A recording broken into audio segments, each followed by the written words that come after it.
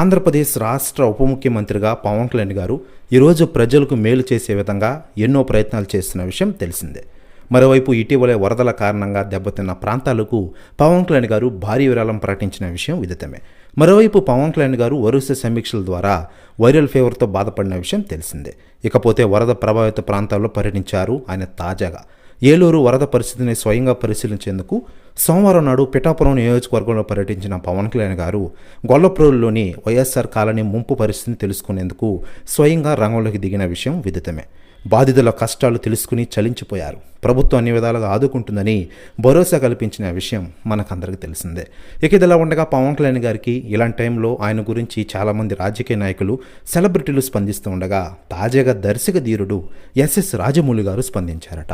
ఆయన మాట్లాడుతూ, పవన్ కళ్యాణ్ గారు ఈరోజు ఆంధ్రప్రదేశ్ రాష్ట్ర ఉప ముఖ్యమంత్రిగా ప్రజల గుండెల్లో ఉన్నారు.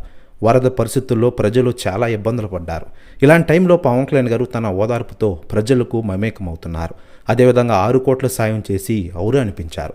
నువ్వు నిజమైన లీడర్ పవన్ కళ్యాణ్ గారు, నువ్వు మా డిప్యూటీ సీఎంవి అంటూ సంచలన వ్యాఖ్యలు చేశారట ఎస్ఎస్ రాజమౌళి గారు. ప్రశ్న వ్యాఖ్యలు వైరల్ అవుతున్నాయి తెలుగు ఇండస్ట్రీలో. మరోవైపు పవన్ కళ్యాణ్ గారు ప్రకటించిన 6 కోట్ల విరాళం నిన్న చంద్రబాబు నాయుడు గారిని కలిసి పవన్ కళ్యాణ్ గారు స్వయంగా చెక్కు అందజేసిన విషయం మనకందరికీ తెలిసిందే.